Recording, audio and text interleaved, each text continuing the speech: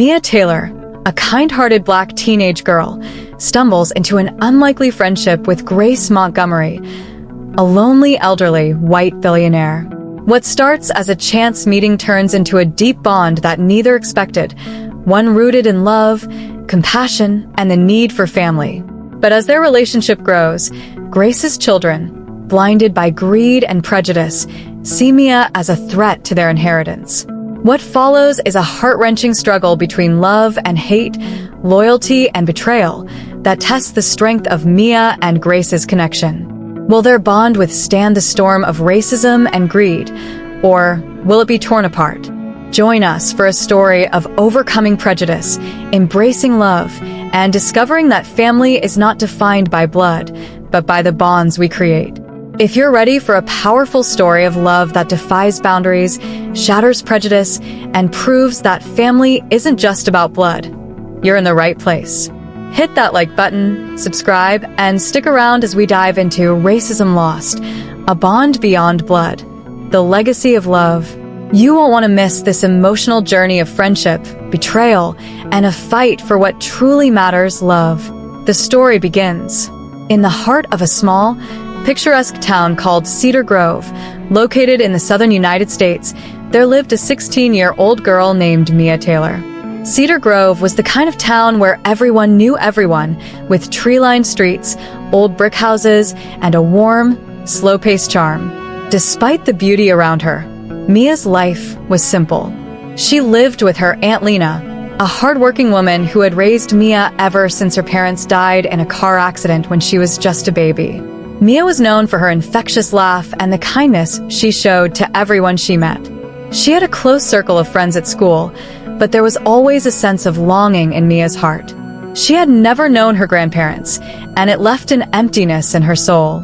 While her aunt gave her all the love and support she could, Mia often daydreamed about what it would be like to have a grandmother, a soft, gentle figure who would hold her close, share stories of the past, and bake cookies just for her. One day, on her way home from school, Mia decided to take a different route, pedaling her bike through a wealthier part of town. As she rode past the large houses, something caught her attention, a faint voice calling out. She stopped, listening closely, and followed the sound through the iron gates of one of the grandest houses in Cedar Grove. The voice grew louder, and Mia found an elderly woman lying in her garden, clutching her leg in pain. Without hesitation, Mia rushed over and knelt beside the woman. "Are you okay, ma'am?" Mia asked, her voice soft but urgent. The elderly woman, her face lined with age but still dignified, winced. "I fell. I can't seem to get up." Mia gently helped her into a sitting position and called for help from a nearby gardener, who quickly came to assist. As they helped the old woman back into her house, Mia couldn't help but feel a strange connection to her. Something about the woman reminded her of the grandmother she never had. "Thank you," the elderly woman said once they were inside. "I'm Grace Montgomery, but you can call me Mrs. Grace." Mia smiled shyly. "I'm Mia. It's nice to meet you, Mrs. Grace." Grace looked at Mia curiously. "You remind me of someone I once knew a long time ago." From that day on, Mia found herself returning to Mrs. Grace's home more and more often. What started as occasional visits to check on her after the fall quickly became daily chats on the porch, where the two would talk for hours. Mrs. Grace would tell Mia stories about her youth, about growing up in a world that seemed so different from today's, and Mia would share her dreams for the future. What Mia didn't know was that Mrs. Grace was one of the wealthiest women in Cedar Grove, with 4 grown children, Peter, Sarah, Matthew, and Helen, who were all deeply concerned about their inheritance. Though Mrs. Grace had always been generous with her children, they had become more focused on her fortune as she aged, each of them waiting for the day when they would receive their share. They rarely visited, preferring to send brief phone calls or emails to check in, but they always made sure to stay on top of their mother's health and wealth. Mrs. Grace, though, had grown tired of their greed. She felt lonely and unappreciated, and Mia's visits had become the highlight of her days. Mia didn't care about money or fancy things. She just loved spending time with Mrs. Grace, and it showed. One afternoon, as Mia and Mrs. Grace sat on the front porch sipping lemonade, Mrs. Grace leaned in close to Mia and said, "You know, Mia, you're like the granddaughter I never had." Mia's heart swelled with happiness. "And you're like the grandmother I always dreamed of," she replied. As their bond deepened, Mia found herself spending more and more time at the mansion. She would help Mrs. Grace with small tasks around the house, bring her homemade gifts, and even sit by her bedside when Mrs. Grace wasn't feeling well. To Mia, Mrs. Grace was family. She didn't think much of it. She was just being there for someone she loved. But Mrs. Grace's children began to notice the young girl's frequent presence in their mother's life, and it didn't sit well with them. They were suspicious, worried that Mia might be after their mother's fortune. Peter, the eldest son, was the first to confront Mrs. Grace about it. "Mother, who is this girl I keep hearing about?" Peter asked during one of his rare visits, his voice cold and accusatory. Mrs. Grace raised an eyebrow. "Her name is Mia, and she's a wonderful young lady. She's been taking care of me, helping me around the house." Peter narrowed his eyes. "Helping you? Or getting close to you for your monies?" Mrs. Grace's face hardened. "Mia has more kindness in her heart than you ever will, Peter. She's not interested in my money. She just cares about me." Peter wasn't convinced. He saw Mia as a threat, someone who could interfere with the inheritance he and his siblings had been counting on. And so he decided to investigate. The next time Mia came to visit, Peter was there, sitting in the living room with his arms crossed, his eyes glaring at her. Mia felt uneasy as soon as she walked in. "Hello," she said politely, unsure of why he was there. Peter didn't return her smile. "So, you're Mia. My mother talks about you a lot." Mia nodded. "Yes, we've become close." Peter leaned forward, his eyes cold. "What are you after, Mia? What's your real reason for spending so much time with my mothers?" Mia was taken aback. I'm not after anything. I just love her. She's like a grandmother to me." Peter scoffed. "Is that so? You expect me to believe that you're here out of the goodness of your heart?" Before Mia could respond, Mrs. Grace entered the room, her eyes flashing with anger. "Peter, that's enough. Mia is here because she cares about me, not because she wants anything from me." Peter stood up, towering over Mia. "I don't trust her, Mother. You should be careful. People like her." "People like her?" Mrs. Grace interrupted, her voice sharp. "You mean people who actually care about me? Unlike you and your siblings, who only show up when you're worried about your precious inheritance." Peter's face turned red with anger. "I'm just looking out for you, Mother. You don't know this girl."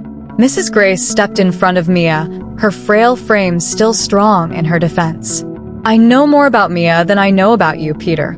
She's here every day, keeping me company, helping me when I need it. You, on the other hand, only care about my money." Peter clenched his jaw, but he didn't say another word. Instead, he stormed out of the house, slamming the door behind him. Mia stood there, shaken by the encounter. She didn't understand why Peter was so angry or why he didn't trust her. But Mrs. Grace placed a comforting hand on her shoulder. "Don't let him get to you, Mia," Mrs. Grace said softly. "He's just worried about losing what he thinks is his." Mia nodded, but deep down, she couldn't shake the feeling that Peter and the rest of Mrs. Grace's children would never accept her. Days turned into weeks, and Mrs. Grace's health continued to decline. Mia stayed by her side, helping her with daily tasks and offering her companionship. But the tension with Mrs. Grace's children grew. They began to visit more frequently, watching Mia's every move, convinced that she was trying to steal their inheritance. One day, all 4 of Mrs. Grace's children gathered at the mansion for a family meeting. Mia wasn't invited, but she could feel the tension in the air as she walked past the living room, where they were all seated. "We need to do something about this girl," Sarah, Mrs. Grace's only daughter, said in a hushed voice. "She's getting too close. She's manipulating Mother," Peter added. "She's after the money, I'm sure of it." Matthew, the quietest of the siblings, nodded in agreement. "We need to get a lawyer involved. Make sure she doesn't end up in the will." Mia froze at the doorway, her heart pounding in her chest.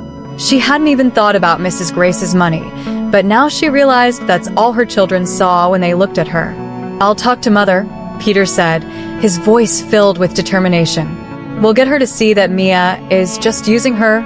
As the conversation continued, Mia quietly stepped away, her heart heavy with worry. She didn't want to cause any trouble for Mrs. Grace, but it seemed like her very presence was tearing the family apart. That evening, as Mia sat with Mrs. Grace in the garden, she couldn't hold back her concerns any longer. "Mrs. Grace," Mia began hesitantly, "I overheard your children talking earlier. They think I'm after your money." Mrs. Grace looked at Mia with a sad smile. "I know, dear. They've made it clear to me many times." Mia's eyes filled with tears. "I don't want anything from you. I just love you like a grandmother." Mrs. Grace reached out and took Mia's hand. "And I love you too, Mia. That's why I've made some decisions." Mia looked at her, confused. "What do you mean?" Mrs. Grace sighed. "I've changed my will, Mia. I want you to have something after I'm gone. Something to remember me by." Mia shook her head, overwhelmed. "No, Mrs. Grace, you don't have to do that. I don't want anything from you." Mrs. Grace smiled. "I know, sweetheart, but that's exactly why I want you to have it. You've given me so much, your time, your love, your care. It's only right that I give something back." Mia didn't know what to say. She didn't want to cause more trouble with Mrs. Grace's children, but she also couldn't refuse the kind old woman's wishes. The days passed, and Mrs. Grace's health worsened. Mia continued to visit her every day, sitting by her bedside and reading to her, holding her hand as she drifted in and out of sleep. The house, once filled with laughter and warmth, now seemed quiet and heavy with the weight of impending loss. Then, one chilly autumn evening, Mrs. Grace passed away peacefully in her sleep. Mia was heartbroken, but she knew that Mrs. Grace was finally at peace, free from pain. The funeral was a small, private affair. Mia stood in the back, away from Mrs. Grace's children, who had barely acknowledged her presence. They were too focused on what came next, the reading of the will. A few days after the funeral, Mia received a letter from Mrs. Grace's lawyer, asking her to come to his office for the reading of the will. Mia felt a knot of anxiety in her stomach as she walked into the lawyer's office, where Mrs. Grace's children were already seated. Peter glared at her as she took a seat. "What is she doing here?" he hissed. The lawyer cleared his throat and began reading the will. As expected, Mrs. Grace had left the majority of her estate to her children. But then, the lawyer reached the final part of the will.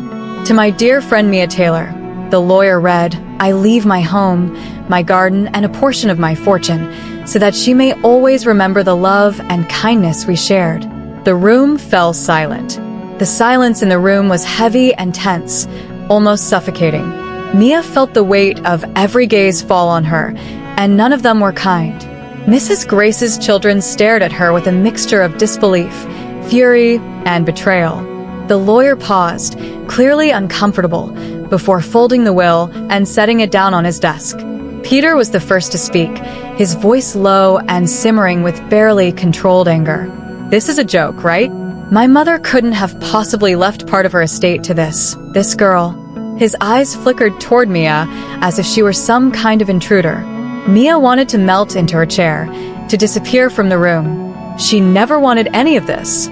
All she wanted was Mrs. Grace's love, and now it seemed like that love was going to tear the family apart. "This has to be some kind of mistake," Sarah added, her voice sharp. "There's no way our mother would do something like this." But the lawyer cleared his throat again, this time more confidently. "I assure you, Mrs. Grace's wishes were clear. I personally oversaw the changes to her will, and she was of sound mind when she made them. Mia was very important to her."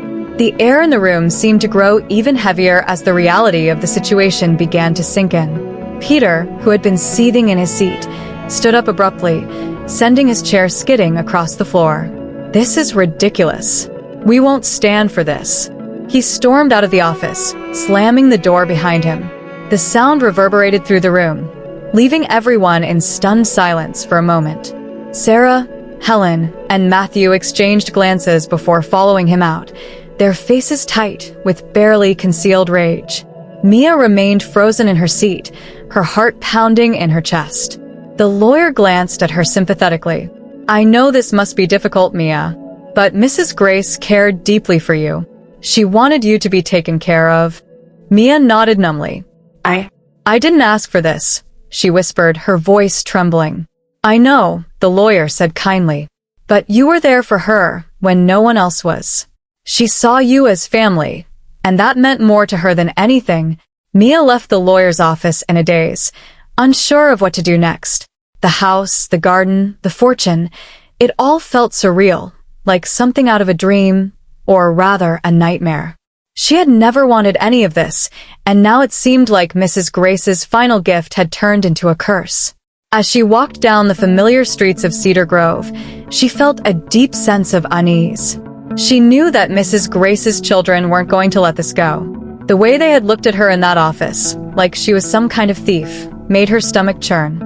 Mia had always tried to do the right thing, to live her life with kindness and respect. But now, it seemed like no matter what she did, she was going to be seen as the enemy. When she arrived home, Aunt Lena was waiting for her, sitting at the kitchen table with a worried expression on her face. How did it go? She asked gently, though Mia could tell she already knew the answer. Mia sat down across from her, feeling the weight of the day settle on her shoulders. It was awful. Mrs. Grace left me part of her estate, and her kids, they hate me for it. I didn't want any of this, Aunt Lena. I just loved her. Aunt Lena reached across the table and took Mia's hand, squeezing it tightly. I know you did, sweetheart, and that's why she left you what she did. Mrs. Grace saw the goodness in you, and she wanted to make sure you were taken care of. Mia shook her head, tears welling up in her eyes. But her kids are going to fight it. I know they will. They already hate me. They don't hate you, Mia. They hate the idea of losing control. It's not about you. It's about their greed. And, unfortunately, people like that can't see beyond their own desires. Mia wiped her eyes, trying to steady her breathing. What do I do now? Aunt Lena sat back in her chair, her face thoughtful. You take it one day at a time. You honor Mrs. Grace's memory by being the same kind, caring girl you've always been. And when the time comes to fight, you fight for what's right. But remember, you have the truth on your side. Mrs. Grace loved you, and that's something no one can take away. Mia nodded, though the weight of the situation still pressed down on her chest. She wasn't sure if she was ready for what was coming, but she knew she had no choice. As expected, it didn't take long for Peter, Sarah, Helen, and Matthew to make their move. Within a week, Mia received notice that they were contesting the will, claiming that their mother had been manipulated in her final days. They argued that Mia had taken advantage of Mrs. Grace's weakened state, worming her way into her affections in order to steal their rightful inheritance. The accusation made Mia's blood boil. She had never once thought about Mrs. Grace's money, let alone tried to manipulate her. All she had wanted was to love and be loved in return. But now, it seemed like her love for Mrs. Grace was being twisted into something ugly and sinister. The case quickly became the talk of Cedar Grove. Gossip spread like wildfire, and soon everyone in town seemed to have an opinion about Mia and the Montgomery family feud. Some people believed that Mia had indeed taken advantage of Mrs. Grace's kindness, while others defended her, saying that Mrs. Grace's children were just bitter and greedy. Mia tried to ignore the whispers, but it was hard.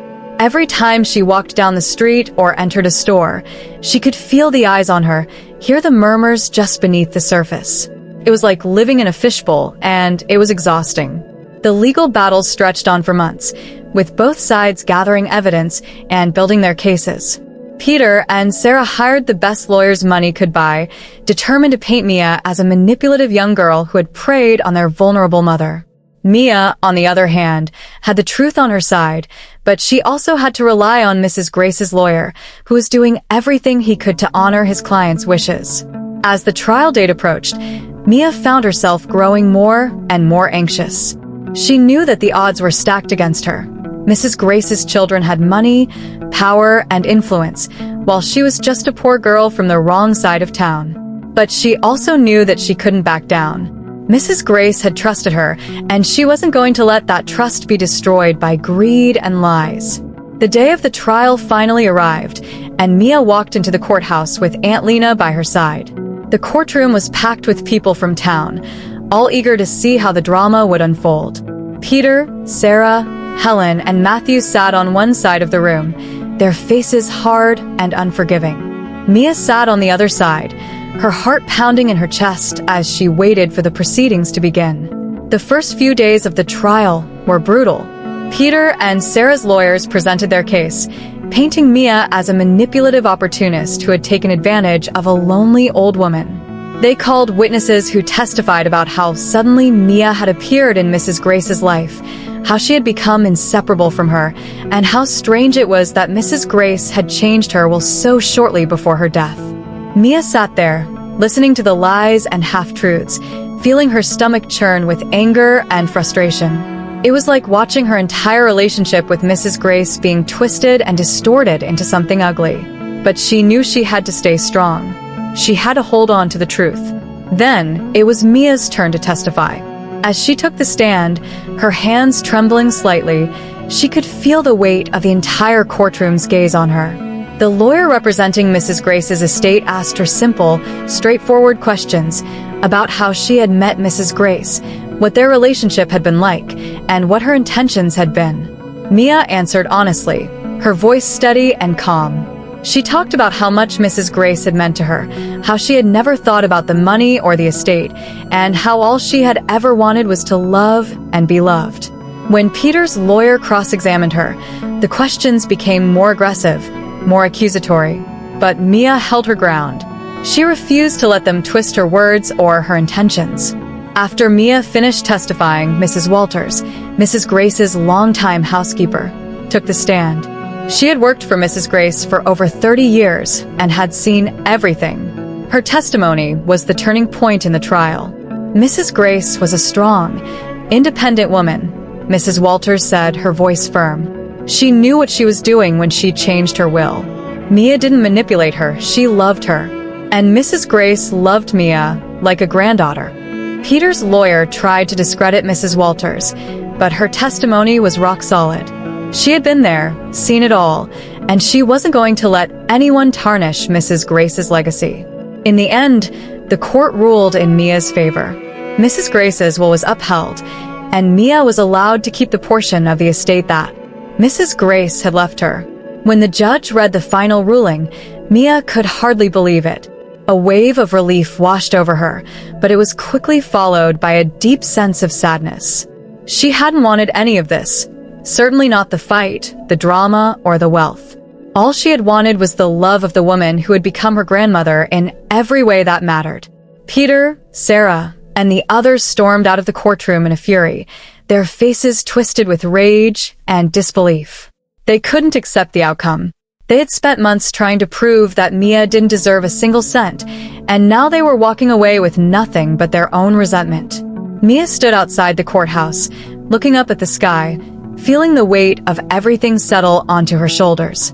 Aunt Lena walked over and wrapped her arm around Mia's shoulders. "You did it, baby," she said softly. "You stood up for yourself and for Mrs. Grace. She'd be so proud of you." Mia nodded, though it still didn't feel real. "I never wanted any of this," she whispered. "I just wanted her." Aunt Lena kissed the top of Mia's head. "I know. And she knew that too. That's why she trusted you." Weeks passed, and the gossip in Cedar Grove slowly began to die down. People moved on to the next big story, and the Montgomery family retreated from the public eye, nursing their wounds in private. Mia found herself in a strange position. She was now the owner of Mrs. Grace's mansion and a significant portion of her fortune. It was surreal, like something out of a dream she never asked for. The first time Mia walked into the mansion after the trial, it felt different. The house was beautiful, grand in every way, but it was also filled with memories of Mrs. Grace. Every room, every corner, reminded Mia of the time they had spent together.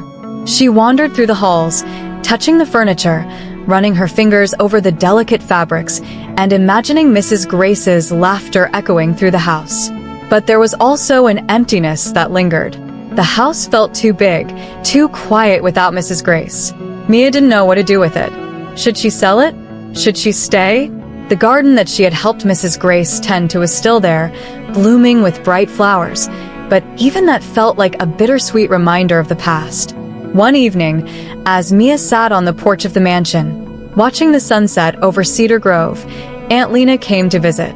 She sat down beside Mia, her expression thoughtful as she looked at the house. "It's beautiful, isn't it?" Aunt Lena said softly. Mia nodded. "It is, but it doesn't feel like mine. It feels like it belongs to Mrs. Grace." Aunt Lena smiled gently. "Maybe that's because it does. But she left it to you for a reason. She wanted you to have something that would remind you of her, something that would keep you safe." Mia sighed. "I don't know what to do, Aunt Lena. I never wanted this house or the money. I just wanted her." "I know, baby. But you have it now, and you have to decide what to do with it. Mrs. Grace trusted you to take care of it." Mia thought about it for a long time. She didn't want to sell the house. It felt wrong, like she would be selling a piece of Mrs. Grace's memory. But at the same time, it didn't feel like a place she could live in either. It was too grand, too empty for a girl like her. After days of thinking, Mia came up with an idea. She couldn't live in the mansion, but maybe she could turn it into something that would honor Mrs. Grace's memory. With Aunt Lena's help, Mia started transforming the house into a community center for Cedar Grove, a place where people could come together, share stories, learn, and grow, just like she and Mrs. Grace had done. The mansion's vast garden became a community garden, where anyone in town could come and plant vegetables, flowers, or herbs. The grand living room was turned into a cozy reading room, filled with books and comfortable chairs where people could sit and talk. The dining room, once used for fancy dinners, became a space for free meals to be served to anyone who needed them. The idea spread quickly through Cedar Grove, and soon, people from all walks of life were coming to the mansion to volunteer, to work in the garden, or to simply enjoy the space. It became a place of healing, of community, and of love, just like Mrs. Grace had always wanted. Mia found herself spending more and more time at the community center, working in the garden, organizing events, and helping people who needed a little extra kindness in their lives. The mansion no longer felt like a burden, it felt like a gift. And in every flower that bloomed, in every smile that was shared, Mia could feel Mrs. Grace's presence. One day, as Mia was working in the garden, she noticed a familiar face approaching. It was Peter, Mrs. Grace's eldest son. He looked different than she remembered, tired, worn down, and humbled. Mia straightened up, wiping her hands on her jeans. "Peter," she said cautiously, unsure of why he had come. Peter stood at the edge of the garden, his hands in his pockets, his eyes downcast. "I heard what you've done with the place," he said quietly. "It's nice." Mia didn't know what to say. She had expected anger, maybe bitterness, but Peter just looked sad. "I didn't know what else to do," Mia admitted. "I wanted to honor Mrs. Grace." Peter nodded, his gaze wandering over the garden. "She would have liked this. She loved this house and the garden. I never really understood it until now." There was a long pause, and Mia could feel the tension between them, but it wasn't the same as before. It wasn't hostile. "I'm sorry," Peter said suddenly, his voice barely above a whisper. "I'm sorry for how we treated you. I was angry. I felt like we were losing something. But I realize now that it wasn't the money or the house we were losing, it was her." Mia looked at him, surprised by the sincerity in his voice. "I didn't want to take anything from you, Peter. I just loved her. She was like the grandmother I never had." Peter nodded again, his shoulders slumping. "I know. And that's why she left it to you. I see that now. I wish I had been a better son." Mia felt a pang of sympathy for him. It was clear that he was grieving in his own way, and perhaps the fight over the will had been his way of trying to hold on to something that was already gone. "You still have time," Mia said softly, "to be a better person, to do something good." Peter looked at her, his eyes filled with regret. "I hope so." They stood there for a moment, the weight of the past slowly lifting. Peter gave her a small, sad smile before turning and walking away, leaving Mia alone in the garden once more. But this time, she didn't feel alone. She felt at peace. As the years passed, the community center flourished, becoming a vital part of Cedar Grove. People came from all over to volunteer, to learn, and to grow together. Mia became a leader in the community, known for her kindness and generosity, just like Mrs. Grace had been. The mansion, once a symbol of wealth and power, had become a place of love and hope. And every time Mia walked through its halls, she could feel Mrs. Grace's spirit with her, guiding her, reminding her of the power of love, kindness, and family. In the end, Mia had gained something far more valuable than money or a house. She had gained a family, a community, and a purpose. And that was a legacy Mrs. Grace would have been proud of. The story of Mia and Mrs. Grace spread throughout Cedar Grove and beyond, a reminder that love transcends race, age, and even blood. It was a story of how two unlikely souls, an elderly white billionaire woman and a young black girl, found each other in a world divided by wealth and prejudice, and how their love created something beautiful that would last for generations to come. And in that love, Mia had found her place in the world, just as Mrs. Grace had always intended. If this story moved you, don't forget to like, subscribe, and share it with others who need to hear the power of love conquering all. Let us know your thoughts in the comments. How did Mia and Grace's bond inspire you? And stay tuned for more stories that challenge hate and celebrate the strength of human connection. Thanks for watching, and remember, love always wins.